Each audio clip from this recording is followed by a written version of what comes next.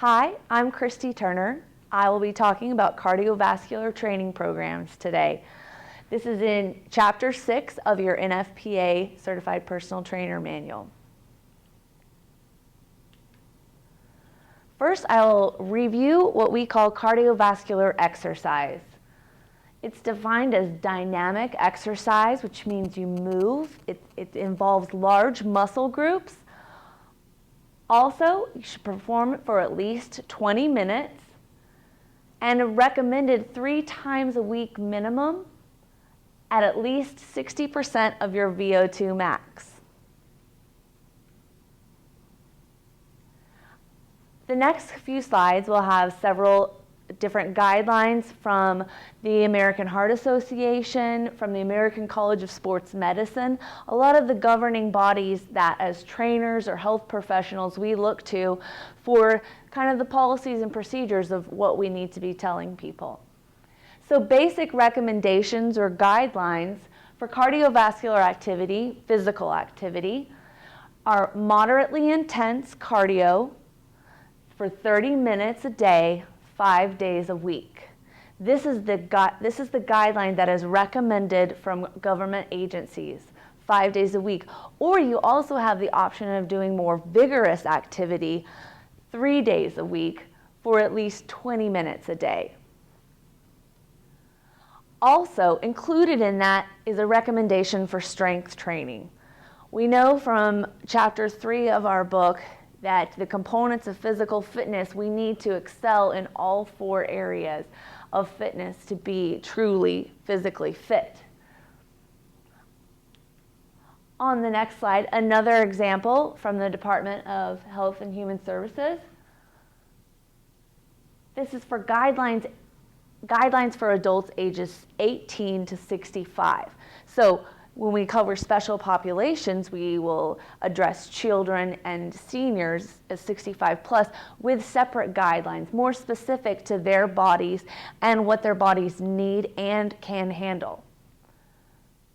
So this version lumps together in time. So we're looking at 2.5 hours a week of moderate intensity exercise, or 1 hour and 15 minutes of vigorous exercise.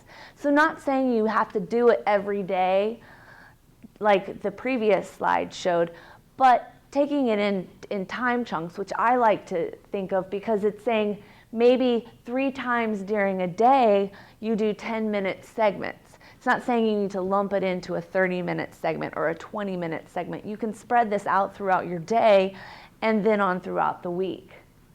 Still including strength training. Also, these guidelines are for health. I want to stress that, not for weight loss. For weight loss, you need additional activity to stimulate the calorie burn needed to burn fat to lower your mass.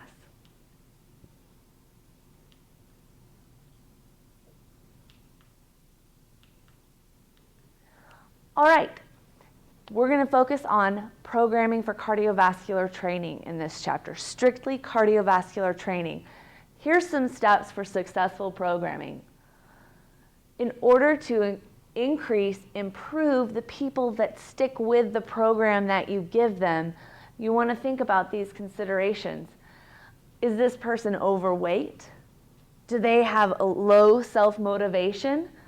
Anxiety towards working out or personally in general, a lack of spousal support,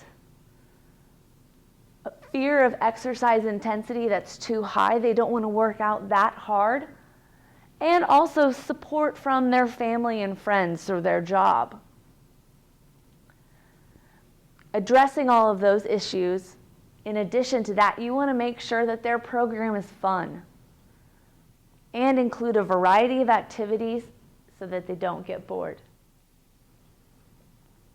There's an extremely long list of benefits to cardiovascular exercise.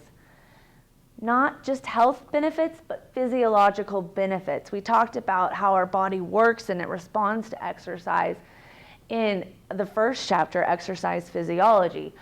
But addressing the most important ones, blood pressure, cholesterol, body composition. Most importantly, in those health benefits, you look over in the physiological responses. Remember, we talked about removal of lactic waste, how easily our body can process oxygen, remove waste, how our heart can squish out more blood so that it doesn't have to beat as often. All of those are benefits of cardiovascular exercise. Additional things that just don't automatically come to mind involve disease states, diabetes, reducing the insulin secretion, reducing stress, anxiety, tension. On our physiological response side, also an increased lung capacity, mobilization and utilization of fat,